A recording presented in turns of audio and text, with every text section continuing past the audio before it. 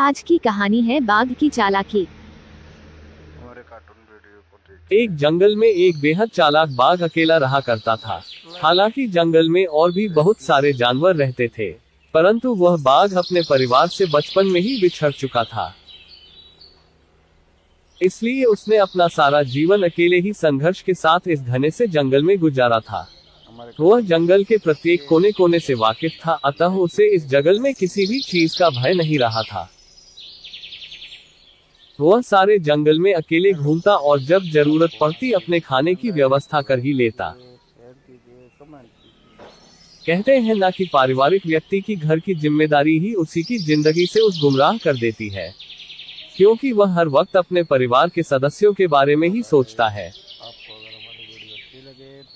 अगर वह कुछ खाना अकेले भी खाता है तो उससे वह खाना ये सोचकर हजम नहीं हो पाता कि उसके घर वाले भूखे रह जाएंगे और उसका पेट भर जाएगा।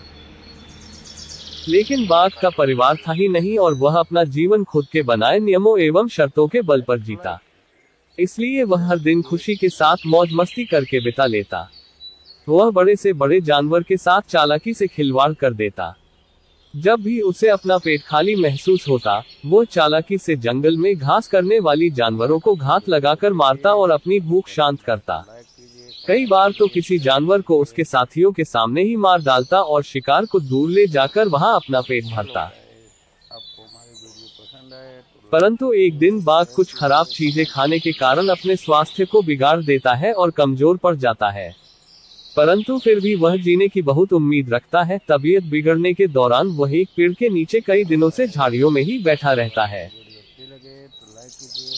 एक दिन वहां से कुछ सुअर और उसके बच्चे भोजन की तलाश में घूमने निकलते हैं, तो सुअर की नजर एक बाघ पर पड़ती है और वह अपनी माँ को बताता है कि माँ, पेड़ के नीचे झाड़ियों में एक बाघ बैठा हुआ है, जिसका हम शिकार करके अपने रात्रि का भोजन आराम से कर सकते हैं। बच्चा अपनी माँ से यह बात बोलता है, पर तेजतर्रार कानों की बदौलत बाघ ये बात सुन लेता है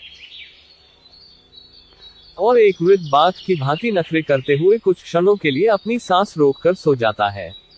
अब जैसे ही सुअर उसके मुंह के सामने जाकर उसकी नाक सूंघता है, तो वह उसे मरा हुआ समझता है और उसे अपने स्वास्थ्य के लिए हानिकारक समझकर वहां से चला जाता है। सीख इस प्रकार एक बाघ अपनी चालाकी के कारण सुअरों के मुंह से बच पाता है। हमें भी हमेशा मुश्किल वक्त पर अपनी बुद्धि का सही प्रयोग कर ऐसे निर्णय लेने चाहिए जिससे हम खुद की सुरक्षा कर सके। अगर आपको वीडियो पसंद आए तो लाइक करें, शेयर करें और सब्सक्राइब करें।